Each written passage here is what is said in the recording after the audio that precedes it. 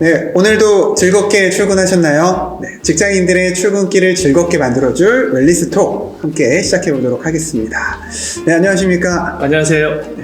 저희가 지난번에는 정서편에서 우리가 일상에서 어떻게 좀 의도적으로 긍정 정서를 많이 경험할 수 있을까에 대해서 나눴는데요. 오늘의 주제는 정서편의 두 번째로 낙관사고와 관련해서 이야기해 보려고 합니다. 우리 왜 이런 말도 있잖아요. 나락도 락이다 라고 외치는 사람들이 있습니다. 아, 네네. 네, 나락도 락이다 라고 하는 분들이 있는데요. 근데 이런 태도를 갖고 있는 사람들이 심지어 상황을 실제로 좋게 만들어 나가기도 합니다. 어찌 보면 좀 말도 안 되는 믿음인 것 같기도 하고요. 또 학자들은 낙관사고다 라고 바라보기도 하는데요. 맹목적인 이런 긍정과 낙관사고 어떤 차이가 있는지 오늘 같이 한번 이야기해 보려고 합니다. 혹시 이 낙관사고에 대해서 간단하게 좀 우리 시청자분들이 좀 이해할 수 있도록 이야기해 주실 수 있을까요? 네. 심리학자들은 여러 사람들을 관찰하게 되고요. 그 주변에 보면은 엄청나게 낙관적이에요. 긍정적이에요. 그죠? 그래서 정말 잘 되는 케이스도 있고요. 네. 근데 사실은 잘 보시면 반대의 케이스도 있습니다. 네, 너무 낙관적이다 보니 자꾸 문제를 회피하는 사람도 있고요. 그리고 위험을 잘 감지하지 못해서 나중에 더 큰 문제를 일으키는 케이스도 있습니다. 다만 오늘 저희가 이야기하려고 하는 주제는 그럼에도 불구하고 학자들이 비교를 해보면은 낙관사고가 유익한 점이 많다라는 거죠. 그리고 반대가 보통 비관사고라고 이야기 많이 합니다. 보통 우리 직장생활 하다 보면은 자꾸만 그렇게 부정적인 것만 보이고 부정적인 생각이 들고 이건 아닌 것 같아. 내 인생 다 꼬였어. 네네. 자기도 모르게 생각이 듭니다. 근데 이런 것들을 의도적으로 긍정적으로 어느 정도까지 바꾸게 되면은 삶에 되게 유익하다라는 게 심리학자들이 공통적으로 하는 이야기이긴 합니다. 맞습니다. 또 말씀해주신 그런 비관적인 경험들이 쌓이다 보면 출근길 점점 짜증나잖아요. 네네. 회사 가기 싫다, 때려치고 싶다 이런 생각이 조금 강화되기 마련인데 그런 것들을 좀 유연하게 바꿀 수 있는 낙관사고 오늘 한번 같이 들어가 보도록 하겠습니다. 첫 번째 사례인데요. 간단하게 정리해 주셨습니다.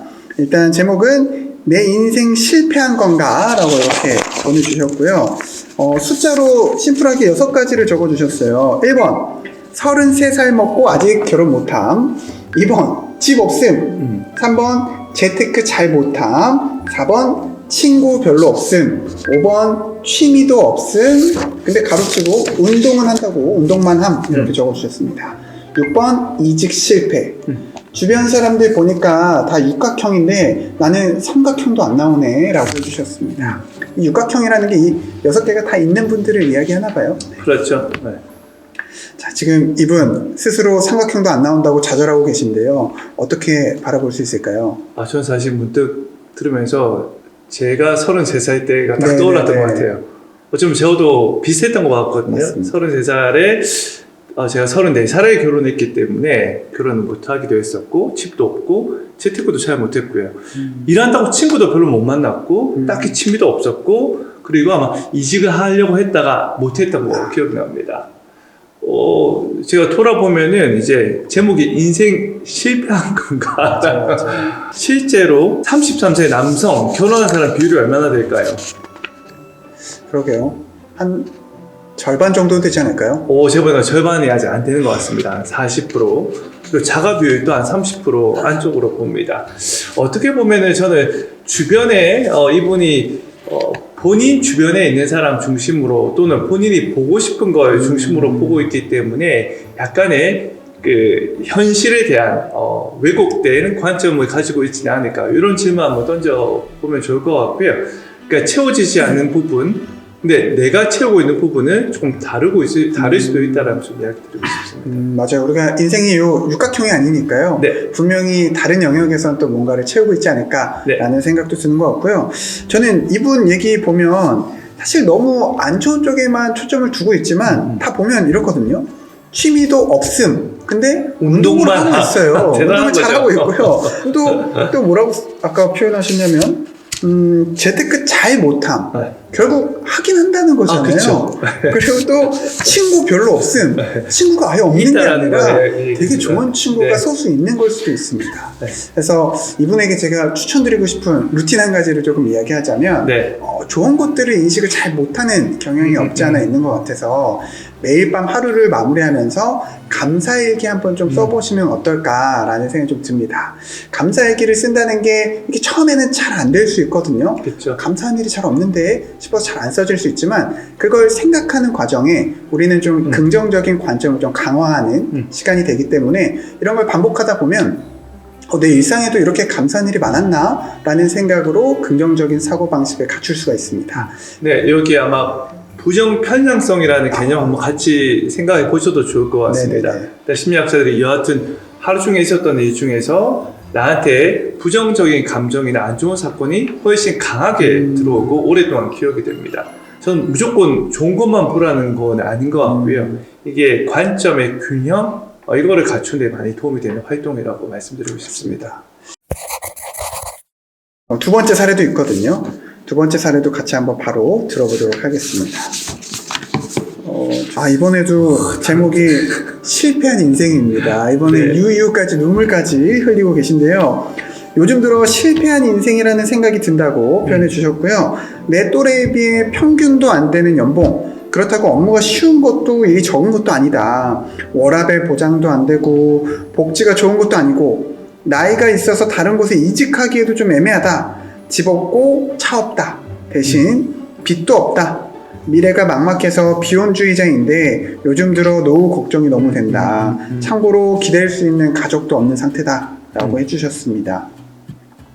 제가 이분에게 드리고 싶은 중요한 메시지 한 가지는 보통 사람의 삶을 연구하는 학자들은 공통적으로 이야기하는 포인트가 있습니다. 실패라는 용어가 나올 때 실패는 성공과 같은 방향이라고 이야기를 합니다. 그럼 저는 이제 이분이 지금 실패한 인생이 아니고요. 실패한 시기라고 저는 생각하는 거고요. 이 시기를 넘어가게 되면은 이 다음에 또 성공으로 다가갈 수 있는 길이 기다리고 있지 않을까라는 생각이 있습니다.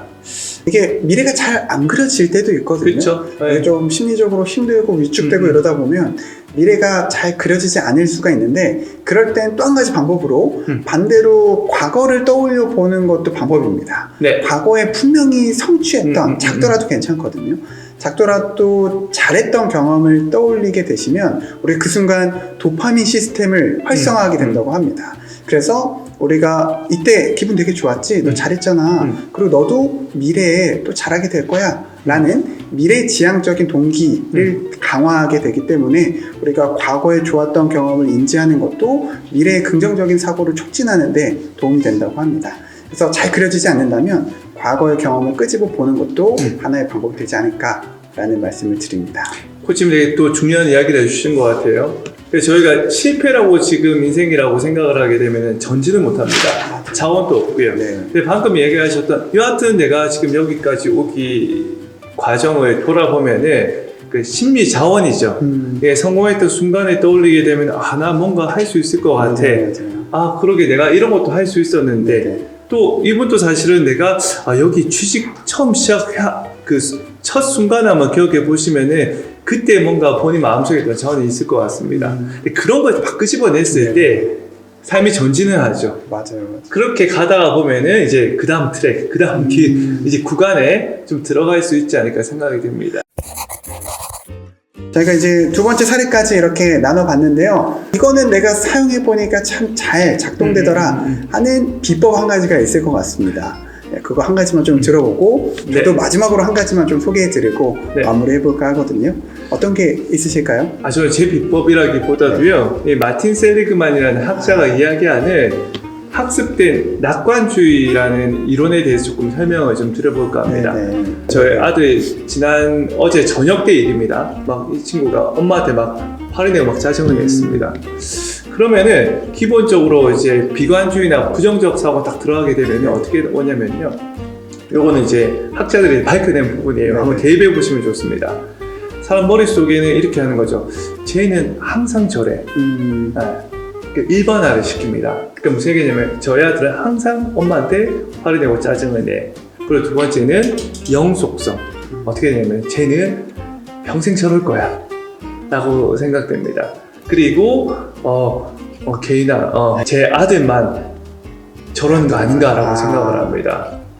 즉 자꾸 사람 생각이 내 아들은 왜 저래, 그죠? 그리고 내 아들은 항상 저래. 그리고 내 아들은 성격이 저래. 그러니까 사람들이 흔히 일반화를 시키고 영원할 거라고 생각하고 개인화를 시킨다는 거죠. 그럴 때 이제 학습된 낙관주의라는 게 본인이 연습을 하면 여기서 빠져나올 수 있다는 겁니다.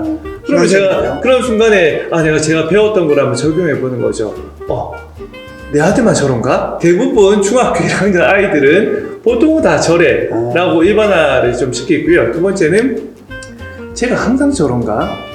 근데 보니까 유달리 어제 얘가 학교에서 뭔가 스트레스를 받았는지 유달리 어제만 그랬다는 거예요. 그럼 영속성, 제가 평생 저럴 건가? 그럴 수도 있는데 아닐 수도 있거든요. 지금 사춘기 시절에 지내면 괜찮을 거라고 생각이 듭니다. 자, 그럼 이제 A, B, C 제가 그런 상황에서 제 사고를 한번 이렇게 반박을 해보게 되면은 물론 제 아들이 항상 그럴 수도 있어요. 근데 마음의 여유가 좀 생깁니다. 그래서 아이에게 화를 내기보다는 조금 다른 방식, 대화를 해서 왜 그런지에 대한 이유도 조금 듣고 코칭을 할 수 있는 기회가 좀 생겼던 것 같습니다. 코치님 혹시 이런 경우 없으셨습니까? 저도 그런 경험 종종 있는 것 같습니다. 뭔가 스스로 잘 안 된다는 느낌을 받으면 특히나 그렇게 비관적으로 푹 빠져버리는 것 같은데요. 그럴 때 이렇게 스스로 사고방식에 질문해보는 거 너무 중요할 것 같네요.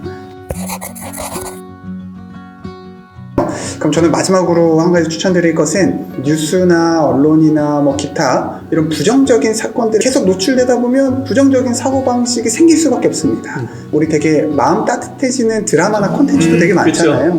그런 걸 보거나 혹은 되게 유익한 이런 저희 채널 같은 이런 웰리스톡을 보거나 혹은 강연을 듣는 것도 하나의 방법이죠. 그래서 의식적으로 한 5분에서 10분 정도는 계속 틀어주는 부정적인 사건만 보는 게 아니라 조금은 나에게 긍정적인 사고방식도 활성화해 줄 수 있는 그런 긍정적인 방향의 콘텐츠를 시청해 주시면 뭔가 무의식의 수준에서도 우리가 좀 균형 잡힌 관점을 가질 수 있지 않을까라는 생각이 듭니다. 네, 저도 오늘부터 뉴스 좀 줄여야 될 것 같습니다. 네네네. 그럼 오늘 저희의 대화를 통해서 내일의 출근길이 조금은 더 안녕해지시길 바라는 마음으로 오늘은 여기까지 마무리해 보도록 하겠습니다. 고생하셨습니다. 네, 웨니스 하십시오.